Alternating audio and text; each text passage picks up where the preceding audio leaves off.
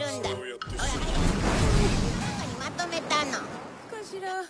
冬の日差しがこれだけ雪が。のび太のよりでっかい。だからこっちへ来なさい。周りのお天気。Halo semuanya, makasih masih bersama Bang Hikam di channel Alur Film. Pada kesempatan kali ini admin akan menceritakan alur cerita Doraemon yang berjudul Mari Kumpulkan Cuaca di Sekitar. Bagaimanakah keseruan ceritanya? Kita langsung saja masuk ke alur ceritanya. Pada cerita Doraemon kali ini dimulai dengan kita akan diperlihatkan Nobita dan juga Doraemon yang sedang menonton film. Tiba-tiba di sini telepon berbunyi di mana mereka harus mengangkatnya, tapi di sini salah satunya tak mau dan akhirnya mereka pun melakukan batu gunting kertas. Yang menang ternyata adalah Nobita dan akhirnya Doraemon lah yang mengangkat telepon. Dan ternyata di sini ibu meminta kepada mereka untuk membawakannya payung dan juga memasukkan jemuran ke dalam rumah karena sepertinya udah mau hujan. Nah, di sini akhirnya Nobita dan juga Doraemon pun kembali berdebat akan hal itu. Tapi di sini Nobita tak mau untuk mengangkat jemuran karena dia mau fokus menonton film ini. Akhirnya di sini Doraemon pun segera bertindak. Namun secara tiba-tiba Doraemon pun kembali untuk menonton TV dan Nobita pun kebingungan apakah Doraemon telah mengangkat jemuran. Nah, di sini akhirnya Nobita pun segera mengecek keluar dan dia pun dibuat sangat terkejut melihat hujan yang sangatlah deras. Tapi di sini yang membuat Nobita lebih terkejut karena yang hujan deras hanyalah di samping jemuran, sementara yang lainnya sama sekali tak hujan melainkan sangatlah cerah. Kemudian di sini akhirnya Doraemon pun segera menjelaskan kalau dia telah membuat hujan yang berada di radius 1 km menjadi berkumpul di satu tempat, yaitu dengan menggunakan alat pengendali cuaca. Yang mana di sini Doraemon pun segera menjelaskan kalau alat ini bisa menyerap berbagai cuaca dalam radius 1 km. Tak lama kemudian di sini akhirnya ibu Nobita pun datang, yang mana dia pun bertanya apakah jemuran telah diangkat. Tapi di sini Nobita dan juga Doraemon menjelaskan kalau hari ini cerah dan mereka sama sekali tak menerima hujan satupun karena bantuan dari alat milik Doraemon. Akhirnya di sini ibu pun segera mengecek jemuran yang ternyata masih lembab. Dia pun berpikir apakah jemuran ini bisa kering. Akhirnya Doraemon pun segera menggunakan alatnya lagi untuk mengambil sinar matahari dalam radius 100 meter, yang mana hal itu membuat jemuran dari ibu Nobita pun cepat kering, yang membuat mereka menjadi sangatlah senang.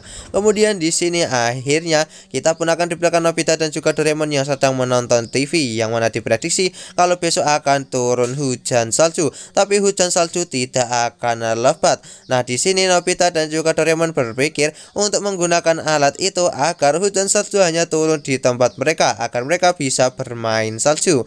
Akhirnya di sini dengan menggunakan alat tersebut, akhirnya Nobita dan juga Doraemon pun akan membuat rumah mereka menjadi dipenuhi salju. Kemudian Nobita pun segera menghampiri teman-teman untuk mengajaknya bermain di rumahnya. Tapi di sini Giant dan juga Sunio malah tertawa dan berpikir kalau Nobita hanyalah menghayal saja kalau rumahnya akan dituruni salju karena salju tidak akan turun lebat. Akhirnya Nobita pun pulang dengan sangatlah kesal. Nah, keesokan harinya kita pun akan diperlihatkan kalau saat ini rumah Nobita telah dipenuhi oleh salju dan akhirnya Nobita dan juga Doraemon pun segera mengeceknya keluar dengan alat milik Doraemon agar bisa menembus salju itu. Dan benar saja di sini nampak kalau salju itu telah memenuhi seluruh rumah Nobita.